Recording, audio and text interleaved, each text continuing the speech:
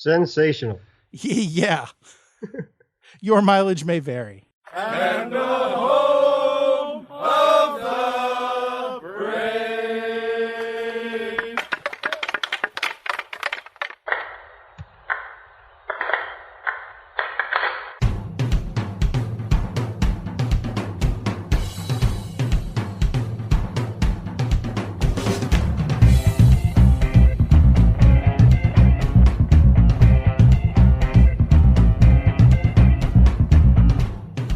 Game on!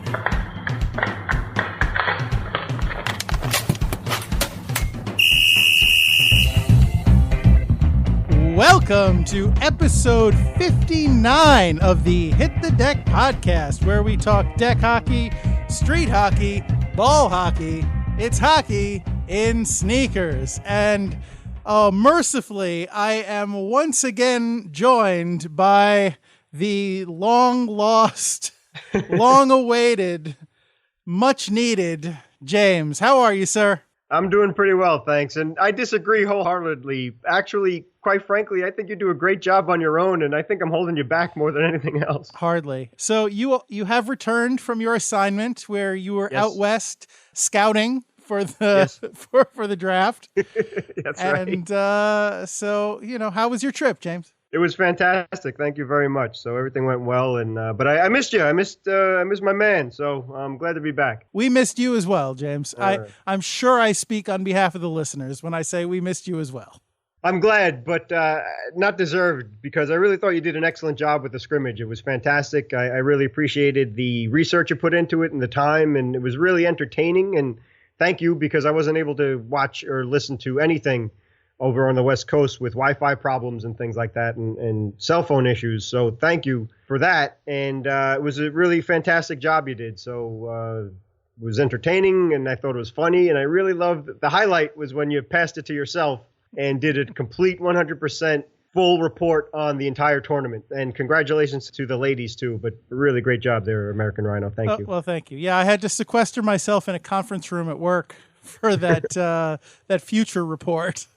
And it sound, I don't know what, it was weird. Like when I listened to it back, for some reason it sounded like I had a lisp when I was talking in that future report as you detailed it. But honestly, I was just talking the way I always talk. And I guess it was just maybe the way the microphone was picking me up, or maybe the way it was echoing off the conference room because one of the walls is glass. I really have no idea, but it just, anyway, I'm glad you enjoyed it. Enough shop talk. I'm glad you enjoyed it. And I hope you, the listener, enjoyed it. And if you haven't been keeping up, if you weren't able to watch that gold medal game that the U.S. women played, or even if you were and just haven't been closely following the tournament, before we get started proper in the podcast, I just want to catch everybody up in how the tournament ended up. So the men's side, as you know, if you listen to the scrimmage or are following us on Facebook, you know that the men lost a disappointing quarterfinal game to Greece. Their first round matchup against Greece, they lost in overtime. And so that knocked them out of any kind of medal contention. So all of our hopes and dreams rested with the women. And, they put on a great show. They were up to the task. They really were worthy of those hopes and dreams being placed upon them. And so before I go into the women, phrasing, Mac, before I get to the women, I want to just, so the men's side for the men's team, Slovakia won for the second year in a row. So they wound up being the gold medal winners for this tournament in Pardubice. I'm going to call it Pardubice. Okay. I know on the scrimmage I called it Pardubice, or Pardubice, but we're going with Pardubice this week. Listen, if you haven't listened to the scrimmage, please do. Just listen to that portion where Gary explains how you pronounce that city. I'm not even going to try to. It's worth, if you had to pay for this service, it would be worth every penny of it just for that. Yeah, all right. So the women, however, the U.S. women played the Czech Republic, the hosting Czech Republic, in the gold medal game. And what a game it was. I had mentioned that the first time they played them, they lost 3-0, and the Czech Republic team was very aggressive and wound up injuring one of the U.S. players. Fortunately, I don't know if that spooked them or if someone from the tournament went to them and said, listen, you can't be playing like this. You have to tone it down or what. But fortunately, they seemed a lot less physical and a lot less overly aggressive in the gold medal game. And it wound up being a very close game. The U.S. and the Czechs went back and forth. The U.S., a couple of times, the U.S. had to come from behind. They tied it up late in the third period to force an overtime. It was very, very exciting. And then, unfortunately, in the first minute of overtime, 55 seconds in, the Czechs scored to win the game on a really fluky, terrible goal. Like, you don't want to lose. Oh, you don't want to lose a tournament anyway, but this isn't the kind of goal. And honestly, you probably don't want to win a tournament with this kind of goal either. Basically what happened is that there was, the play was in the U.S. zone, and on the far side of one of the circles, one of the Czech players had the puck, and she was being played very tightly. She was being defended very tightly. In fact, she had her back to the net, and she kind of did a turnaround backhand towards the net at a pretty bad angle. And what happened was she hit the post, but unfortunately, the puck ricocheted off the post and hit the U.S. goalie in the back. And as the U.S. goalie was turning around to try and locate the puck, it got knocked into the net. That stinks. Yeah, it's a heck of a way to lose a tournament, especially one that was that good. Because really, most, if not all, of the games that the U.S. women played were really good games. Yeah, before we get into the starting lineup too, so forgive us for this, but that was fantastic, especially playing against the host city.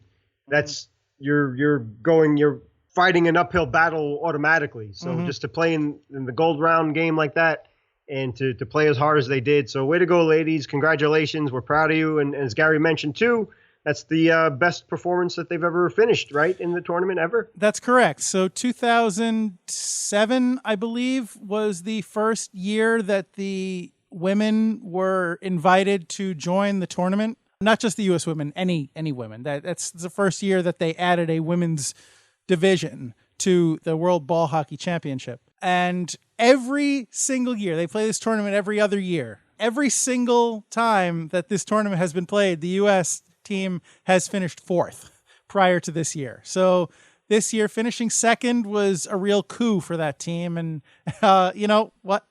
Maybe in 2 years, that gold medal will be theirs. Hopefully so. And again, if you haven't listened to it yet, please check out the scrimmage. Gary did a fantastic job all by himself, and I thought he's much better without having the albatross of me around his neck. So listen to it. It's very entertaining. It's about 20 minutes, and it fills you in on every detail in a very entertaining way, very quick way, and makes you feel like you were watching every game. So really great job, and definitely check out that scrimmage. And thank you, Gary, for putting it up for us. You pay me far too many compliments, James, and I appreciate it, but let's move on.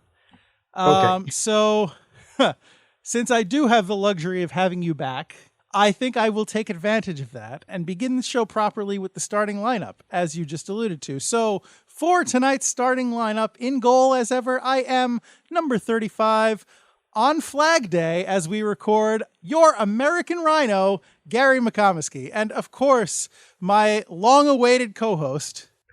Very well done, sir. Yeah, on defense, number 4, I'm James Sajazi. Yes, sir. And James, if you're not too jet-lagged, would you be so kind as to tell us all what is on deck for this podcast? Yes, sir. Thank you. Dark night. As the American Rhino said in our last scrimmage, I was out on assignment. It was actually a tour of the Grand, Bryce, and Snow Canyons of our beautiful country, but with a brief visit to Las Vegas. Yes, my timing is the worst, just missing the NHL expansion draft, however, was really disappointed by the lack of a Golden Knights presence so far in Sin City. Gear bag. It's been a while since we dipped into our gear bag, but it was worth the wait for you goalies out there. The American Rhino will tell us all about his evaluation of his new catching glove, and Mr. Roboto meet Mr. Thunderbot. We're still a very long way from Dr. Noonien Soong creating lore and Lieutenant Commander Data, but the Tampa Bay Lightning have partnered with a company called Satisfy Labs and installed a virtual assistant for fans in their home arena. Sure hope Satisfy Labs didn't teach Thunderbot to sing the song Daisy Bell, and that's what's on deck. Thank you, sir. You're welcome. All right. That's I also hope that this Thunderbot doesn't wind up becoming lore. Yeah, right. Good point. Because lore was actually created first for all you Star Trek nerds. Yes. So lore was, well, I was going to say lore was the prototype, but then Star Trek 10, what was that called? Nemesis? I don't. Oh, that doesn't exist in my wound universe. Up but kind of retconning that even, but this this isn't the Hit the Trek podcast. Oh, I like that. That sounds good. Well, we can consider expanding sometime in the future, but for shorter. now, indeed, sir. But why don't we jump into it? We've already wasted. Okay. That can't be right. No, that's not right. We haven't wasted half an hour. That was from me testing before. But we've wasted a good 10 minutes as it is. Yes, I have about 12. So okay, yeah, exactly. All right, great. So we've wasted 12 mintes. So you deserve a podcast, right? So why don't we actually deliver that podcast for your listening enjoyment? Yeah, so at the recording of this podcast, as Gary mentioned, it is Flag Day, so salute to you and everybody out there and all of our military for all you do for that beautiful flag of ours. But going over in Las Vegas and with the NHL expansion draft again at the recording of this podcast being a week away, was kind of disappointed with the lack of Golden Knights, merchandise and any kind of billboards or something like that or commercials. Granted, I didn't watch a lot of TV out there and wasn't in Las Vegas for a long time at all, maybe, a few hours, give or take.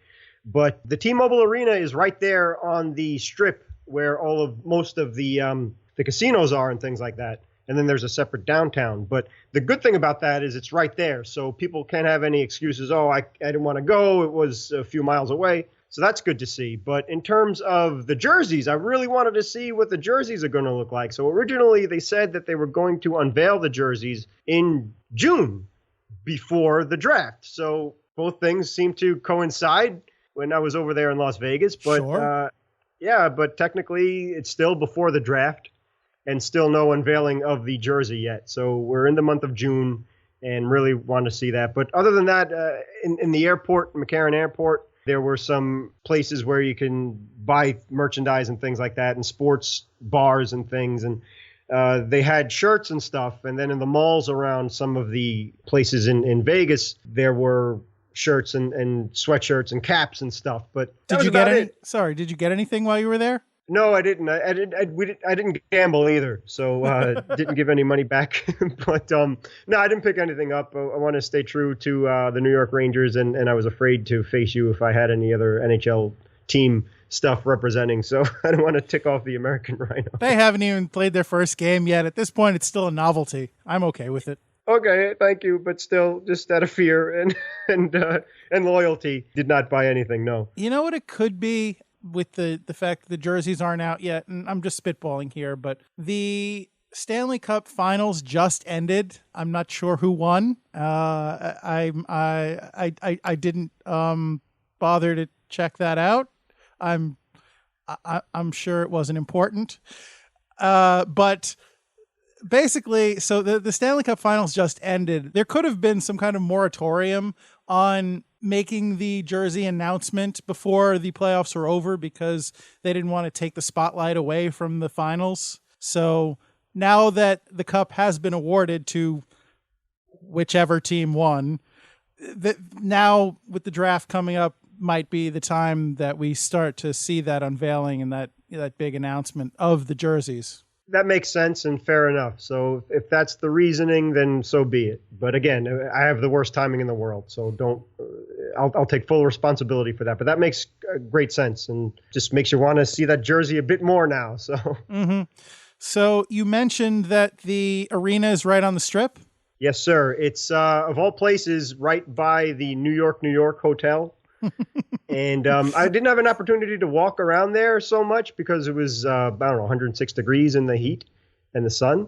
But we were on a tour bus going off to see the Grand Canyon and other great places of the American West. Gorgeous country that we live in, and you really should take advantage of it. I think it should be mandatory for, hopefully, if you can afford it and you can have the time to do it, definitely check out those beautiful canyons or all four corners of this beautiful country, Alaska and Hawaii included. Hawaii is definitely a place I want to go to. That's on my bucket list. But so we drove out on the highway and we passed by the T-Mobile Arena, and there it was. It was just tucked behind the New York Hotel, and it wasn't far from the Luxor. From our point of view, everything looked like everything was on top of one another. But, God bless the monorail and the air conditioning in Las Vegas. So you could probably walk pretty closely to where the arena is, or at least take the monorail there or take a quick cab ride there. So it's right there is the point on the Strip itself. It's not like the Mets have an affiliate, AAA team affiliate out there, and the University UNLV is out there, and the raceway where they do NASCAR races and stuff. They're outside of the Strip proper because it's deceivingly huge, Las Vegas. It looks like, okay, that hotel is right there, this hotel is over here, and you could just walk over there. But no, it takes you a while to get to each place and so on and so forth. But I was happy to see that the arena was right in the middle of everything, so people can get tickets if you're lucky enough to get a ticket to go to a game there. And when the Rangers go out there, I definitely want to go out for the road trip to see the Rangers play the Golden Knights and have some fun in Las Vegas at the same time. Well, if it's next to the New York hotel, then I take it back. They are rivals, and it's good that you didn't get anything. Right. So there you go. I don't know, James. I've played Grand Theft Auto San Andreas, and it didn't seem that big, Vegas. So I think you're mistaken on that point. I apologies. No, I'm sorry. I remember flying an Apache helicopter over the Strip, and it wasn't that big. I don't get. Well, yeah. Well, like New York isn't to scale. Like they have a Statue of Liberty and a fake skyline and stuff, but it's the real Empire State Building is much bigger, as well as Lady Liberty, and I think they had looks like Ellis Island and stuff. So. Oh, nice. Yeah, but nothing beats the real deal. Yeah, sure. All right. Well, the reason I brought up the arena was, do they have any big advertising on the arena? Like, is it, they have big Golden Knights, I was going to say posters, but I guess at that level, it's considerably larger banners or like full wall building sized advertisements or anything like that. Did the arena have anything like that advertising the Golden Knights? Well, yeah, great point. As a matter of fact, if you're familiar with the Barclays Center, and Gary and I are, the T-Mobile Arena looks much like the Barclays Center, so I'm sure the same people designed it. But again, I just saw the side of it from the highway, so at that vantage point, they didn't have anything on the sides of the arena. It just looks like, like that rusty-looking something or other exterior. Okay. And then in the front, they have a lot of glass, and again, it's very, very similar to the Barclays Center. So if you go to the Golden Knights website, you could check out and see what I'm talking about. But on the front of it, they have all information on season tickets and the draft and stuff. And there's a countdown on the website. But in terms of billboards and advertising, and again, I didn't watch any TV, so I don't know if there was any commercials and stuff. But nothing. If you weren't looking for it, you weren't going to find it. And if you didn't know about it, you weren't going to find out about it. So I don't know if they're just waiting to do everything like you said after the Stanley Cup and with the expansion draft coming up now. So we'll see. But again, I have the worst timing in the world. So while I was there for a couple of hours, there wasn't what I was expecting to see in terms of Golden Knights information. Vegas is such a tourist town, especially the Strip, I would imagine, that they probably, with there being nothing to see yet, honestly, with all the distractions there, and the whole thing is like neon and flashing lights, right? So they probably figure it's already attention deficit theater. So they probably figure with all the noise, then just an advertisement for something that's not going to be playing, not going to be available to spend money on for another, 6 months almost at this point, 4 to 6 months, probably not worth it. That's just my guess.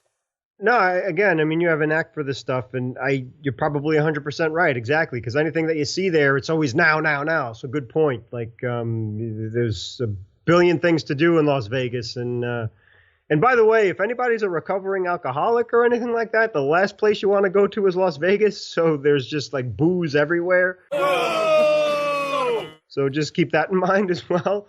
But yeah, that makes sense. So once the hockey season kicks in, I assume, and obviously every hockey fan knows that the Golden Knights are around. So it's really close to LA. It's only like a 4-hour straight trip from LA to Vegas and vice versa. And it's right in, the Coyotes, I don't think, are that far off and stuff. So there is a hockey presence out there already baked in. So you're probably right. Yeah, for all the tourists and things like that, they're being bombarded with everything else to do. So maybe they didn't have to do too much in terms of marketing because they did a really good job. Apparently, I think they sold out all of their season tickets, right, for 1,400 or whatever it was. That went really quick. So. Yeah, that sounds right. Yeah, and I think the arena, if I remember correctly, it's only like 15,000, less than 20,000. I'm pretty sure of that. So whatever the tickets will go for money-wise, I mean, as a hockey fan, and if your team is playing there, I'm sure you'll just spend the $50 to whatever, $50 for a cheap seat, if it's that, and enjoy yourself for a few hours. Plus, the air conditioning is so important in Las Vegas. So if you could go inside and in a nice, cool ice hockey arena, the more the merrier. I wonder if they're going to employ the same tactics in the arena that they do in the casinos, like heavily oxygenating the air to keep you awake and making it like difficult to navigate your way around, so you can't really find the exits and you have to stay there, and serving you like free stuff to keep you, probably not the free stuff, but Another great point. Yeah, come to think of it, when we first got there, one of the things I did was I got a map, and I wanted to see where the T-Mobile Arena was, and it wasn't even listed on the freaking map. It was all the hotels and all the things to see and do and downtown and all that stuff, but the only way I was able to see the arena was on the highway driving on the bus. So, yeah, it's a whole other world out there. Now, does anybody play there now? In the T-Mobile Arena? Is that, I know nothing about Vegas really in terms of sports. So does anyone play there, or was that arena built for the Knights, or some other third answer that's none of the above? Yeah, I think that they've done concerts there so far, but I do think that it was basically the Knights' home first. Okay. And there was no basketball to worry about. I'm sure they can convert it to basketball. To use the pun, I bet that the NCAA tournament will probably play there and stuff if the arena's big enough, because they love money in the NCAA tournament. So, as far as I know, I think it's the Golden Knights Arena. It was built as a hockey arena first, and then all the other things that they do for arenas to keep them open all year, like concerts and other things and so on and so forth. So as far as I know, yeah, it's the Golden Knights home. So I don't think anybody else is playing there. All right, James. Thank you. Good report. You're welcome, sir. Happy to do it. All right. So from there, I guess we'll move on to a boring segment that most people won't care about. Gear bag is great, man. I mean, if you play deck hockey, this really helps. I hope it helps you out with good advice and what stuff to buy and to keep it going and keep money in your pocket at the same time. All right. So just to give you a little background, as a goalie, especially a goalie who plays street hockey, I go through equipment, not frequently, but I've gone through several sets of gear over the 4 years, just about. I couldn't believe it was 4 years, but apparently that's what it says on my jersey and on the shirt that I'm wearing now, that it was our LIQ was founded in 2013. So it's been almost 4 years that we've been playing, which is crazy to me. But so in the 4 years that I've been playing, I've gone through several sets of gear. Most of my gear. Let's see. Let me see if I can. Actually, yeah, I think everything that I have has been replaced at least once. No, not my cup. My cup has been with me since the beginning. The most vital. Yeah. It's near and dear to my heart and other places. But everything else I think I have replaced at least once.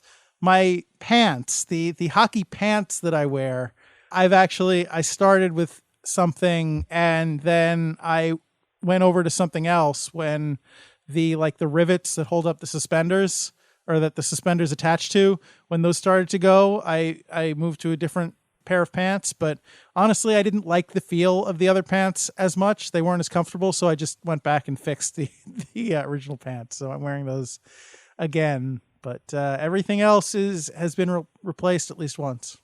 Wow. And so that includes my glove and my blocker, which are going to be the subject of this gear bag. So prior to this, this is, I think, the third set of glove and blocker that I've had. But prior to this, I had a Tor glove and a Bauer blocker that I was using. And so both of these things I had replaced previously. And in terms of the glove, basically what happened, I don't remember the model of the Tor glove that I have, or I don't remember the model of any of this stuff, honestly. I'll have to look it up, and I'll try and post it on our Facebook page in the coming days and maybe week. But for now, just know that I have I had a Tor glove that I really liked. I really liked this glove. It was very comfortable. It was easy to catch the deck hockey puck, the ball with, and it was like an extension of my hand, which is important. Unfortunately, it got a lot of abuse playing on the concrete. So, like, the laces got torn up, the flaps started coming off. I found more and more frequently that that I would get like bloody knuckles during the course of play, because the flap that covers my knuckles would flap open and I would wind up scraping the back of my hand on the ground. And the seams were popping open because the laces were breaking. And unfortunately, it was deteriorating very rapidly. I had gotten a new glove last year, and this was a Bauer glove. So I got the glove and I tried playing with it for a few weeks, and there was a couple of there was a couple of issues with it. It was bigger, but it was also a lot stiffer. So the Tor glove that I had was more like a baseball mitt in terms of its flexibility, the way I could close it and really get a good grip on the ball. With the new glove, it was more like a clamshell, where I could only squeeze it and I couldn't get it to really, close tightly around the puck the way that I had gotten used to. Yes, James, you have a question. Yes.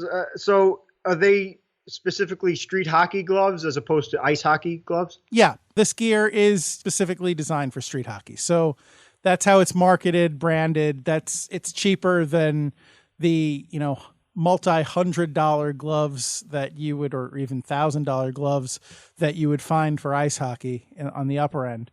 So this is what it's meant for. But unfortunately, it's just, in my opinion, it wasn't that great for the purpose for which it was designed. Now, I tried a few things to break it in. They recommend steaming it, like maybe bringing it in the shower with you to soften it up. They recommend like squeezing it hundreds of times just to try and get it. And I did a lot of that over the course of a few weeks, but unfortunately it just didn't seem to get broken in. So eventually I just tossed it in my bag as kind of my emergency backup. And I went back to my original Tor glove that was still deteriorating, but at least I was comfortable with.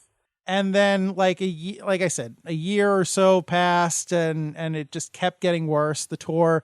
So I went back to the Bauer, and now I'm using the Bauer again. And it's still not broken in properly, but right now it's mostly my only option for the most part. So I'm just kind of sticking with it in the hopes that eventually, falling on it and beating it up enough will get it to be a little more flexible. Now, switching over to my other hand, my right hand, I had gotten a Tor blocker, and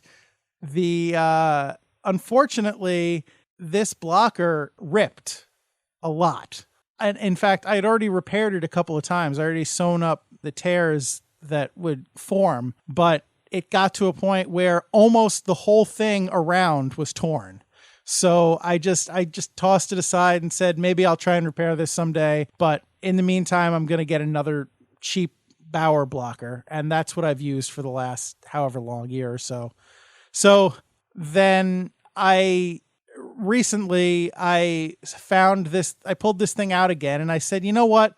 The Tor blocker I'm talking about. I said, you know what? I'm going to try and repair this, because that's partly because that's what we do here on Hit the Deck, and partly because it's a larger blocker. So in theory, it should cover more area if I want to try and stop the puck. But there's, as I said, it was in pretty bad shape. So I just took over a couple of days. I sat down, took several hours. I was thinking of making a video about this and putting it on our YouTube page as an instructional feature. But honestly, it mainly would have just consisted of me sitting on a couch sewing. And that's kind of boring. But so basically what I did was first thing I did was I went in, and I think part of the reason why this blocker failed so rapidly and so catastrophically is because the fabric, it's basically a cheap nylon, and it was pulled so taut, so tightly over the foam stuffing inside. I think there was absolutely no give. So when I went down and scraped it along the ground, it just ripped because there was no give for it to, slide or anything. So the first thing I did was I went in and I shaved off the corner of the foam padding inside to loosen it up a little bit. And then I laid duct tape over the seam. I didn't do it all at once because that would have been impractical. I went section by section. I laid black duct tape over the seam. I closed it up as much as I could. I aligned the seam as much as I could. Laid black duct tape over it, then sewed it up with double strength thread, the heavy duty double strength thread through the duct tape. That the duct tape is key because it adds an extra level of an extra thing for the thread to bite into, so it doesn't tear out as easily. So it through the duct tape, and then once you've sewed up your section, lay another piece of duct tape over that to protect the thread. So I did all of that, and then another part of the reason I didn't do a video on this is because I wasn't sure if it was going to work. I'd hoped it would, but it did. So for the last 3 weeks or so that I've been using it, it has held up very well. The other reason why I wasn't too keen on this Tor glove the first time around was, in addition to the ripping, was it felt loose on my hand. And obviously everyone's hands are of different sizes, so your mileage will vary. But for me, it felt a little loose and it wasn't really comfortable to wear. It was flopping around a little on my hand. So the way I fixed that this time around, or the way I compensated for that, was to wear a batting glove on my hand and then, wear the batting glove inside of the blocker. So it's still not perfect because with the extra glove and the extra fabric, it's not, I don't have quite as strong a grip because there's just a bunch of fabric between my fingers, and it makes it a little more difficult to grip the stick.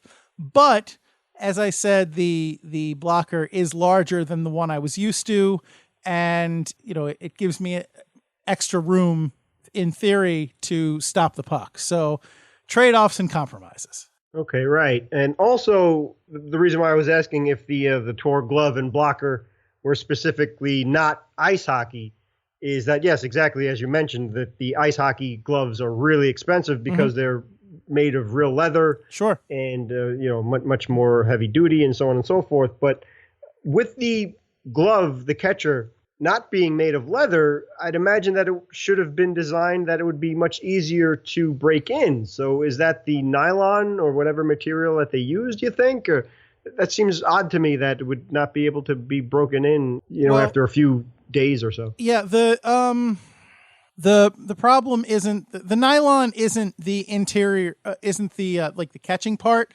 The nylon is what the rest of the glove is made of. It's what holds it together. Okay. Honestly, I'm not sure what exactly the glove is made of, but it's a harder material. It's not leather, but it's I don't know if it's a vinyl or if it's something. It's a tougher material. And the padding is very stiff.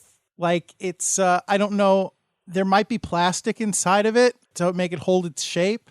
I haven't opened it up, obviously, but I wouldn't be surprised if that was the case because it's not at all malleable. And, when I try and bend it, there's resistance. So it's just, there's something in there that's holding its shape.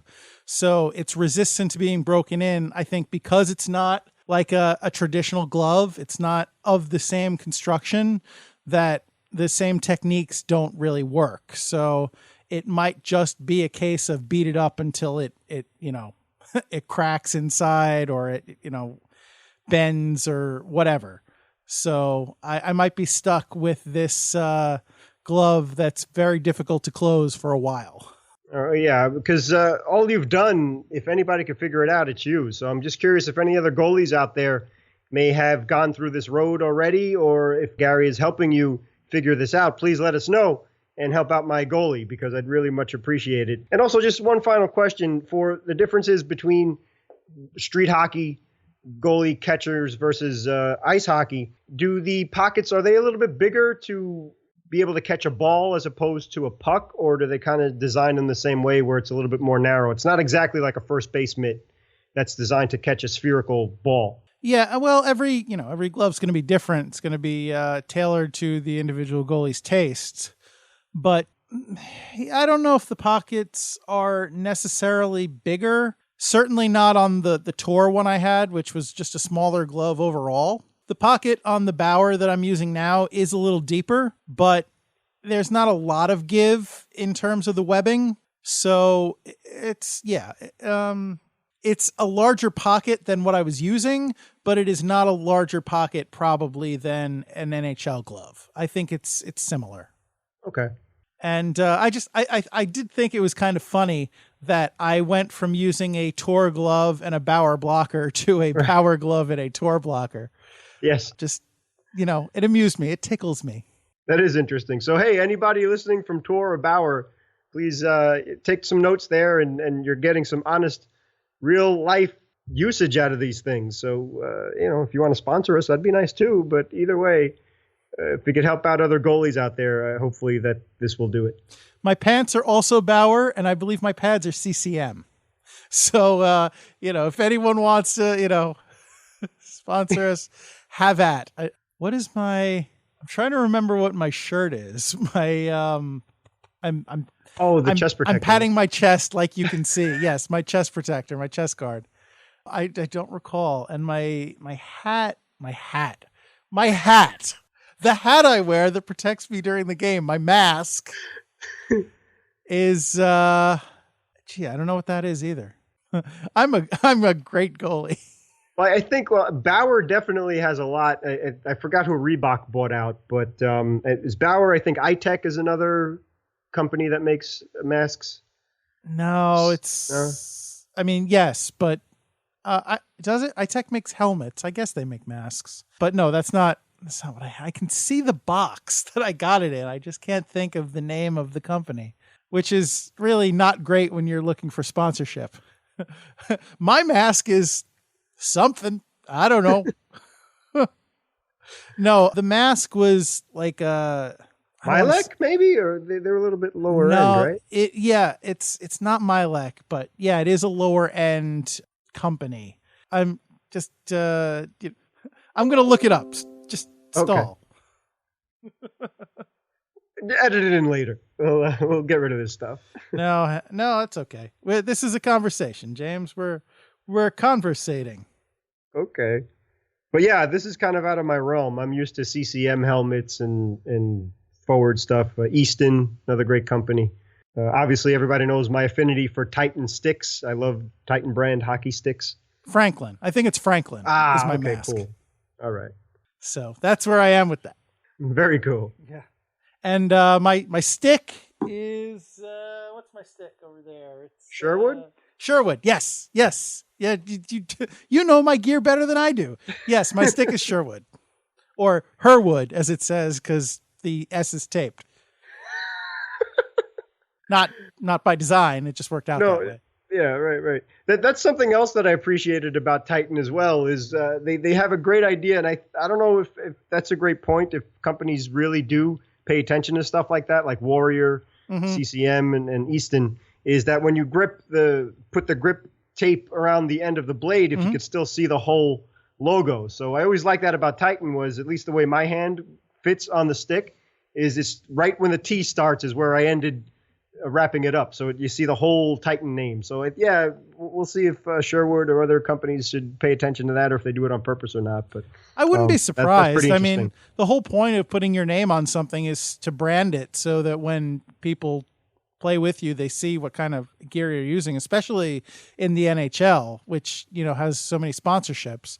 So knowing the habits of how players tape their sticks, it's probably, especially in the HD era, it's a good idea to put your logo somewhere where it's not going to be covered up.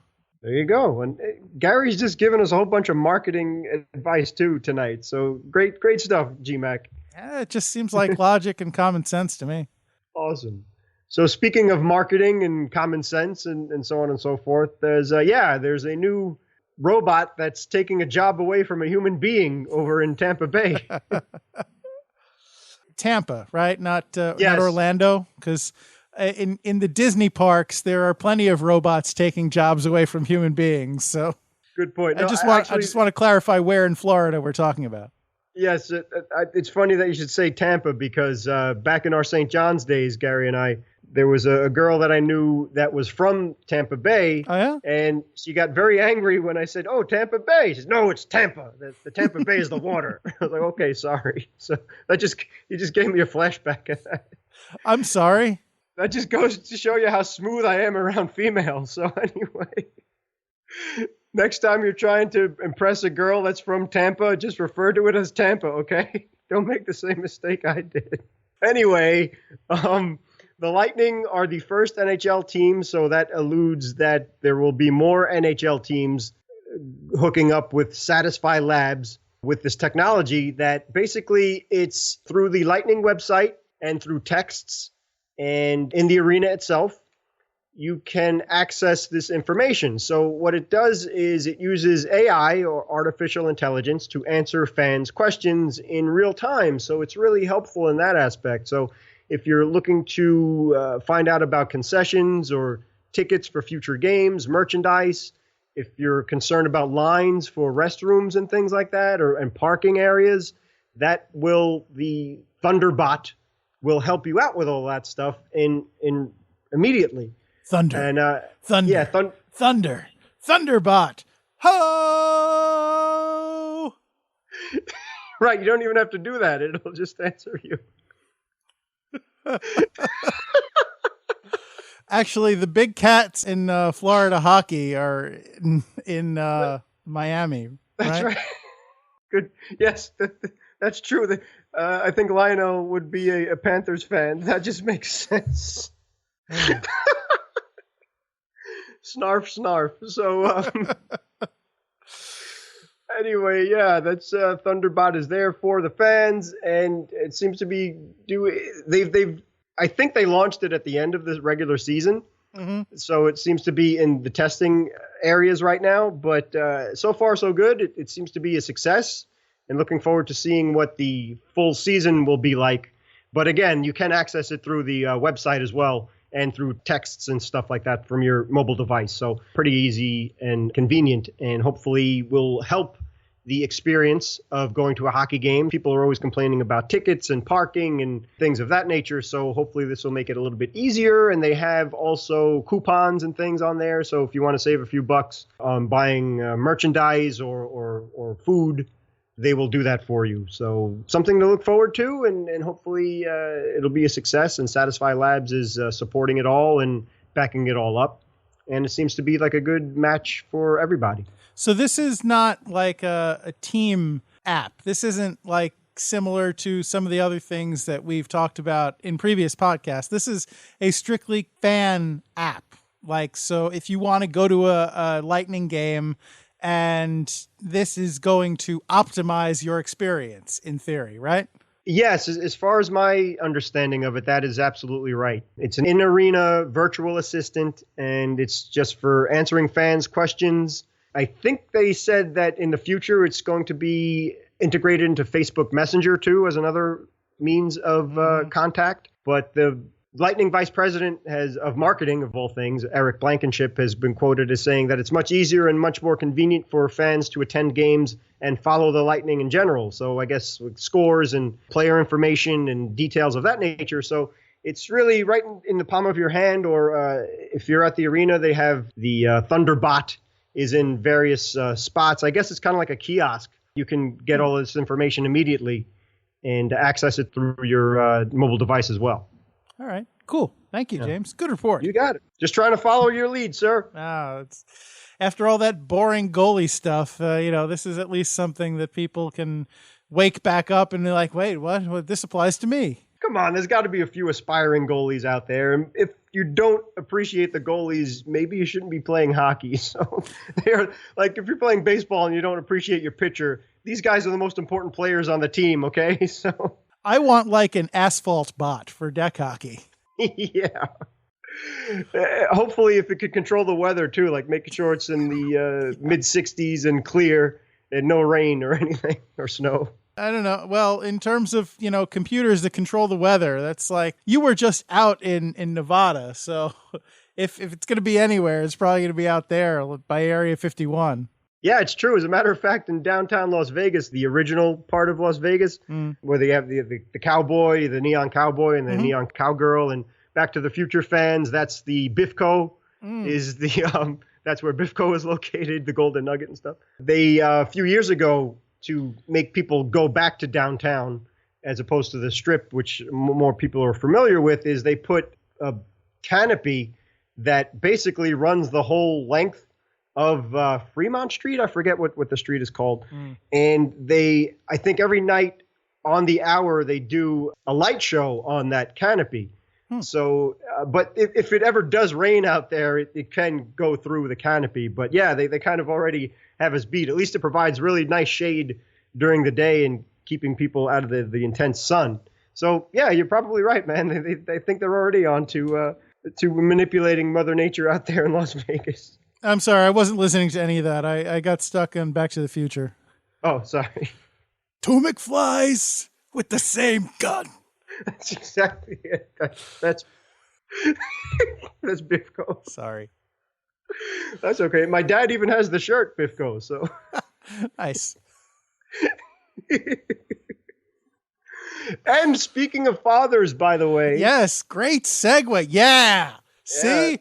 That's why I need you, my man. You are back, baby. Nah, man, I'm just following your lead, as a matter of fact. But very, very, because at the recording of this podcast, hopefully, if you hear it by Sunday, it will be Father's Day, June 18th. So very, very, very happy Father's Day to you, American Rhino, to your father, and to my dad, to my brother, and to all of the great dads out there. Thank you all for being such great examples and wonderful men, and God bless you all as well. Thank you. Happy Father's Day. You got it, man. And happy Father's Day to your brother and your father. I appreciate that. And I'm sure that they will too.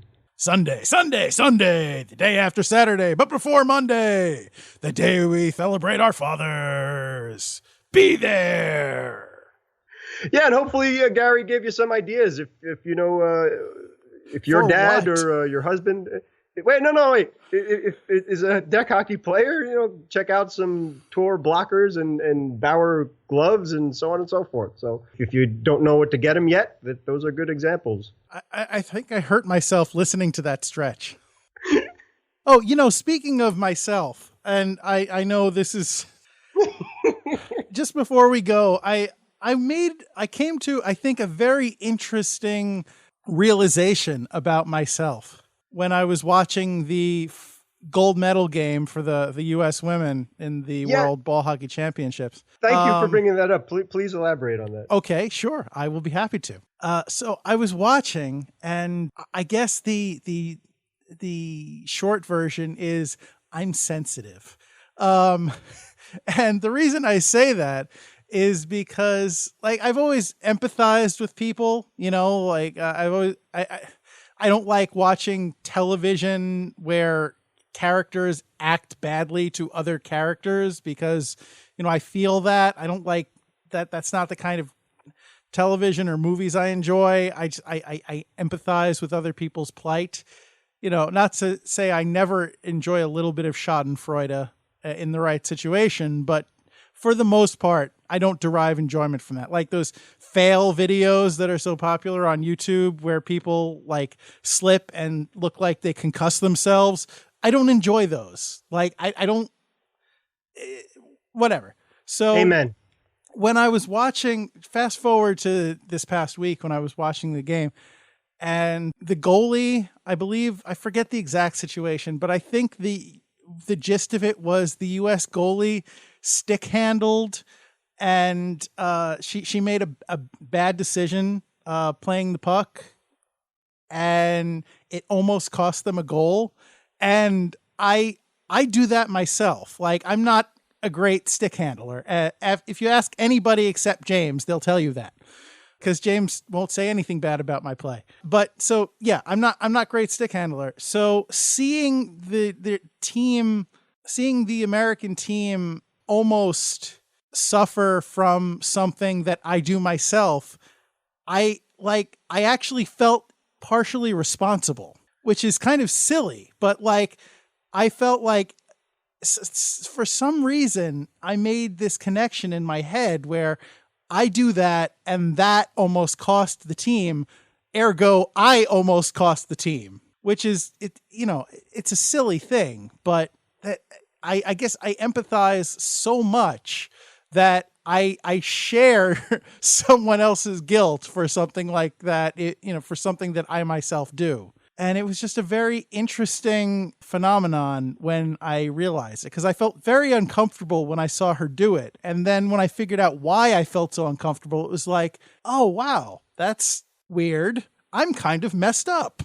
You're not messed up. It's just you're a sensitive man. And when you were telling the story of how the game-winning goal was scored, I was going through the same thing, because that, and forgive me for using this term very lightly, by the way, loosely, being a defenseman, that's a nightmare. That's your nightmare. You're, like you said, the defenseman was doing a great job playing the player, and she just kind of did a backhand weak shot, wasn't looking, and it was a fluke. So that's the stuff I'll say this. It wasn't weak. It was a pretty good backhand. Like, it was a pretty hard backhand. It just, she threw it at the net. And I was just talking to somebody, John, who has recently joined the LIQ, about this a couple weeks ago. How, he always says, you throw it at the net because you never know what's going to happen. And this is exactly that. She threw it towards the net in the hopes of making some kind of play, and just a lucky bounce wound up winning them the gold medal. Fair enough. But yeah, if you're going to lose, you want to be beaten by an amazing play or something. Right. Or, okay, fine, you tip your cap. The player was better than I was, and we lost to the best. You could live with that. But when it's something like that, where you see it happening and there's nothing you could do about it, you feel so helpless. So as you being a goalie and myself being a quote unquote defenseman, when other people go through those and you're on the sidelines watching, and there's absolutely nothing you can do about it at all. And then when those memories come in your head, and if you have nightmares about these things, it just exacerbates the whole situation. So, yeah, you're a good guy. You're a sensitive man and a wonderful human being. So you were just and emotionally rooting for the team as well, for Team USA. So yeah, I was invested. I didn't mention this to you, and I kind of alluded to it, I think, on Facebook maybe, or in the description. I think it was in the description of the scrimmage. But when I was watching the semifinal game against Canada, and the U.S. women scored the game-winning goal with like 35 seconds left in the game, I actually injured my shoulder celebrating that goal. Like, for you wrestling fans out there, this is similar to what happened with Sami Zayn when he hurt him. He like tore his shoulder just psyching himself up before the match. Oh, man. Yeah, he came down and he got up on the steps and he was like trying to get the crowd into it. And he was throwing his arms up and he wound up dislocating his shoulder. Holy cow. But so that, fortunately, it's my glove hand, and my glove isn't very good anyway. So it wasn't that big of a loss. But yeah, but yes, to your point, I was invested. Last minute remaining in the podcast. All right. Thank you, Pops. Okay. So that will do. That'll do. That'll do, Pops. That'll do. That will do it for another episode of the Hit the Deck podcast. We thank you once again for joining us, and we are so very happy to have you. I am personally so very happy to have James back. We hope you enjoyed it. We would like to thank you for listening. We'd like to thank Pops for being the voice of the podcast, Anthony Sajazi for music used in the podcast, the LIQ for sound effects used in the podcast, and I would like to personally thank James for coming back. And whether you believe it or not, really, the podcast is so much better for your presence, and I appreciate that. I would like to encourage you, if you enjoy the podcast, to consider, if you haven't already done so, subscribing to the podcast on iTunes or Apple Podcasts or whatever they're calling it now, or Stitcher, or if you want to subscribe also to our YouTube page, we would enjoy that as well, because the more listeners and viewers and subscribers we have, the better we can make this podcast going forward. So anything that you feel like doing, we appreciate it. If you want to leave us a review on iTunes, we'd appreciate that too. I'd like to encourage you to reach out to us if you would like to get in contact with us. Please feel free to email us at hitthedeck@gmail.com. Tweet at us at hitthedeckpod. Contact us on Facebook or Instagram. We are Hit the Deck there. We're Hit the Deck Podcast on YouTube. I'm doing some kind of weird thing with my hands right now that I can't really explain. It's kind of like I'm swimming in the air. I don't know why I'm doing it. I'm an odd duck. Perhaps odd ducks swim in the air. I don't know. Anyway, I have gone completely off the rails, James. Is there anything you'd like to add? No, I really missed you very much, and it's worth the wait, so thank you. My pleasure. All right. Well, in that case, I will leave you all to your weekend or your week or whenever you happen to be listening to this. And of course, I would like to leave you with this one final thought that this Sunday is Father's Day, and hopefully your father raised you right. Or if not, then hopefully you can set a good fatherly or motherly example. And the best examples are set by people who can remember that it's deck hockey. Don't be that guy. Thanks, everybody. Hey, Big Jimmy. How you doing there, Jimbo? Jimmy the Bo. Big Jim Jam Jimbo James. No, how you doing? And if you were wondering, no, I don't know what I'm doing. And yes, there is something wrong with me.